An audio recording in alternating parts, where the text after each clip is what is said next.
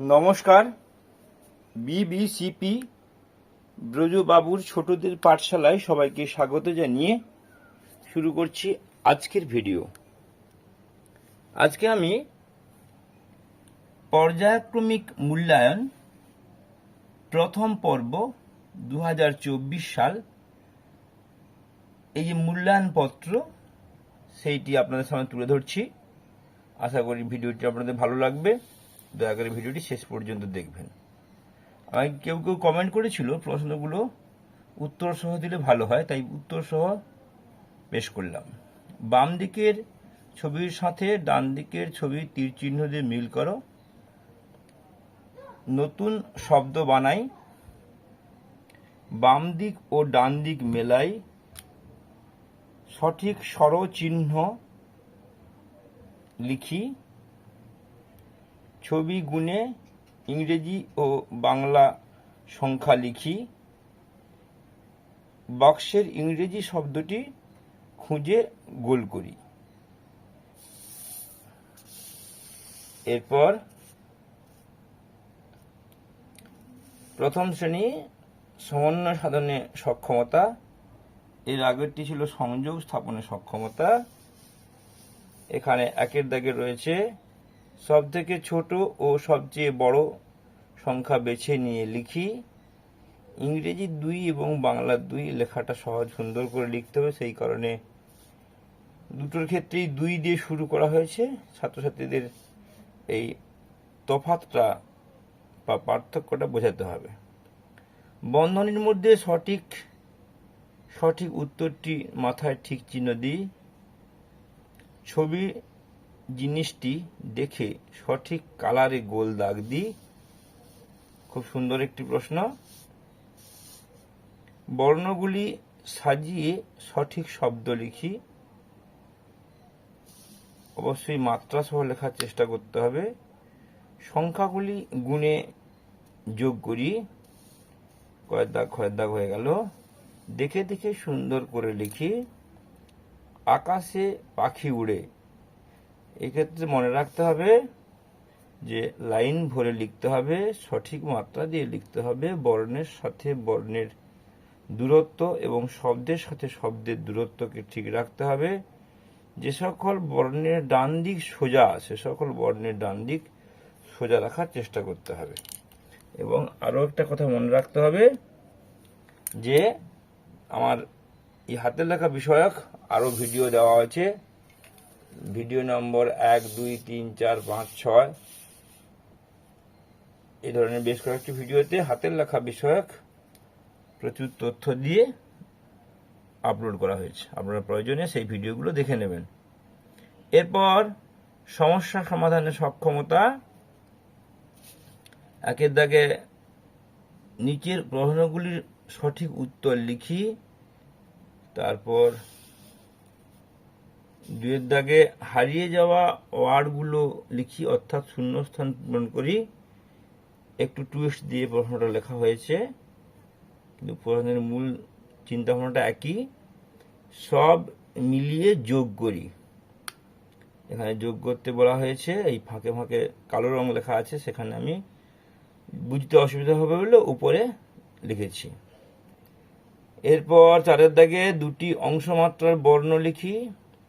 এক্ষেত্রে আমার একটি ছন্দ আছে, আমি এইটা দিয়ে ভিডিও করেছি অন্য ভিডিওতে।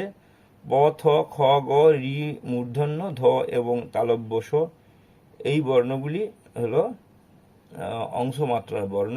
পথ, খ, গ, ঋণধস, পথ, খ, গ, ঋণধস এইভাবে ছাত্রছাত্রীদের বোঝালে তাহলে তারা সহজেই অংশমাত্রার ব্যাপারটা একটু মনে রাখতে সুবিধা হবে। আমরা যদি ছন্দ করে শেখাই। 2টি ছোট হাতের ইংরেজি বর্ণ লিখি। ছোট হাতের ইংরেজি বর্ণ এবং নিচের ছকটি থেকে প্রশ্নগুলির উত্তর লিখি। এখানে সুন্দর একটি ছক দেওয়া আছে এবং তার একটি উত্তর দেওয়া হয়েছে। এরপরে মানসিক এবং শারীরিক সমন্বয় সাধন। একের দাগে ছবি দেখে শব্দ গঠন করি। 2 দাগে টানগুলি দিয়ে লাইন ভরে লিখি।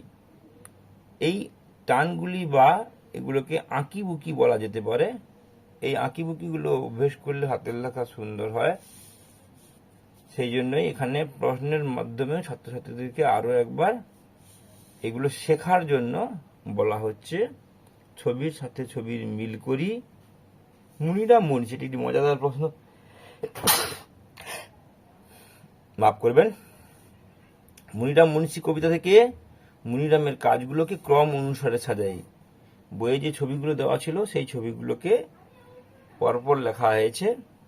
প্রথমে 4 আছে, মুনিরাম মুন্সি কোমরেতে ঘুনসি। মুনিরাম মুন্সি, এটা মুনিরাম মুন্সি কোমরেতে ঘুনসি বাঁধছে।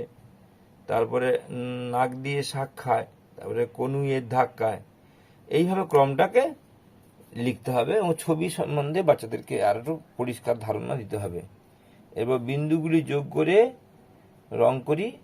এটি আরো একটু সুন্দর প্রশ্ন, বাচ্চারা খুব আনন্দ পাবে। তাই এই ছবিটা ফাঁকগুলো একটু ছোট ছোট, ঘরের মধ্যে রং করতে একটু কষ্ট হবে ছাত্রছাত্রীদের, কিন্তু তাদের দক্ষতা প্রকাশ পাবে।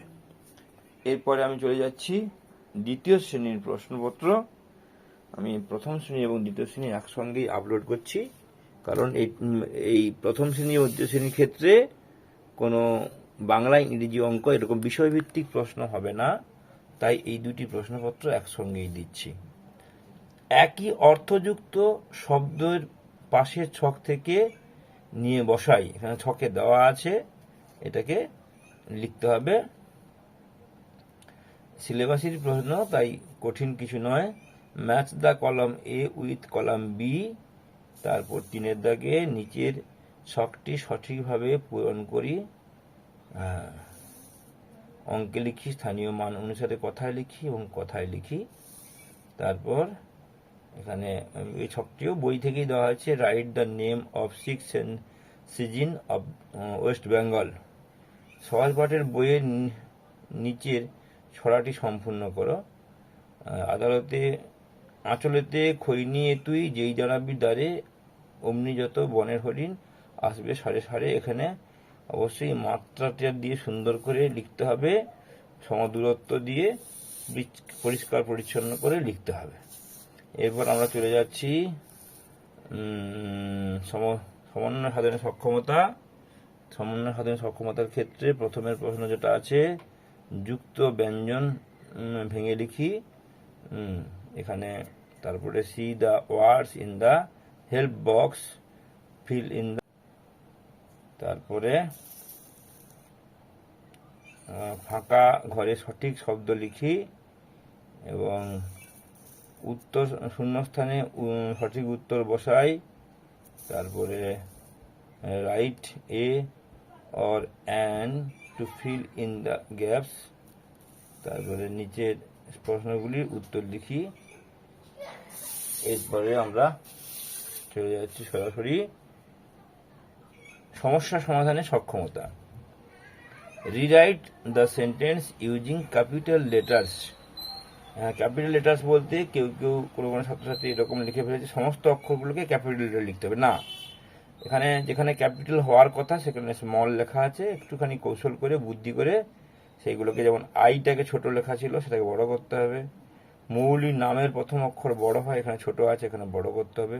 এই রকম করে লিখতে বলা হয়েছে, কিন্তু কেউ কেউ ভুল লিখেছে। সুন্দর করে লেখার চেষ্টা করতে হবে। ইংরেজি লেখার ক্ষেত্রে কোন অক্ষরটা লাইনের অর্ধেক হবে বা লম্বায় খাটো হবে, কোনটা লম্বায় বড় হবে এবং উপরের দিকে বড় হবে, লম্বায় বড় হবে নিচের দিকে বড় হবে, সেইগুলো একটু, ওয়াইয়ের নিচটা বড়, আইয়ের উপরের দিকটা বড়, এইগুলো ভালো ভালো করে স্যারদের কাছে শিখে নিতে হবে ক্লাস চলার সময়। ছবি দেখে ফাঁকা ঘরের ঠিকমতো সংখ্যা লিখি।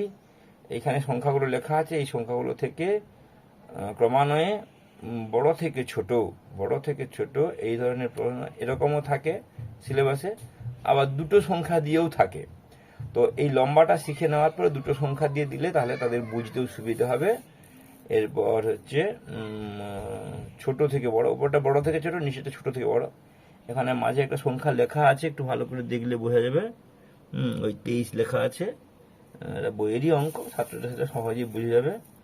3 দাগের ক স্তম্ভের সঙ্গে খ স্তম্ভের মিল করি, তারপরে যোগ করি। যোগ যে মুখে মুখে পেরে গেল, এই উপরে যেহেতু ফাঁক দেওয়া আছে, এই ফাঁকটায় কত হবে সেটা সঠিকভাবে লিখতে হবে, নাহলে কিন্তু স্যার অসন্তুষ্ট হবেন। 5 দাগের প্রশ্নগুলো সঠিক হওয়ার পর থেকে বই অনুসারে নিচের প্রশ্নগুলি সঠিক উত্তরের নিচে দাগ দেই। একটু প্রশ্নগুলো দেখে নেবেন, আমি প্রশ্নগুলো পড়লে ভিডিও আরও লম্বা হয়ে যাবে, তাই আমি প্রশ্নগুলো দেখিয়ে দিচ্ছি। এরপর মানসিক ও শারীরিক সমন্বয় সাধন, এখানে সাজিয়ে নিয়ে শব্দ বানাই। তারপর হচ্ছে ছবি দেখে ফাঁকা ঘর ঠিকমতো ভর্তি করি, একটা মাইন্ড গেমের মতো করে। এখানে যেমন করে ক্রম অনুযায়ী ছবিটা আঁকা আছে, সেই ক্রম অনুযায়ী ছবিটা আঁকতে হবে। এক্ষেত্রে আমরা ছাত্রছাত্রীদের আরও সুন্দর করে বোঝানোর জন্য আমরা বর্ণগুলোকেও ব্যবহার করতে পারি। একদিকে ক লিখলাম, পরের বারে কটাকে অন্যদিকে ঘুরিয়ে লিখলাম, এরকম করে তাদেরকে মজা দেওয়ার জন্য এই ধরনের খেলা খেলাতে পারি। যে সকল কয়েনগুলি ব্যবহার করলে পাশের জিনিসের দাম মিলবে, সেই কয়েন এইখানে যেমন ছবি দিয়ে বোঝানো হয়েছে। এক্ষেত্রে আমরা ক্লাসরুমেও অফিস থেকে সংগ্রহ করে পুতুল এবং কয়েন ব্যবহার করে তাদেরকে মজা দিতে পারি।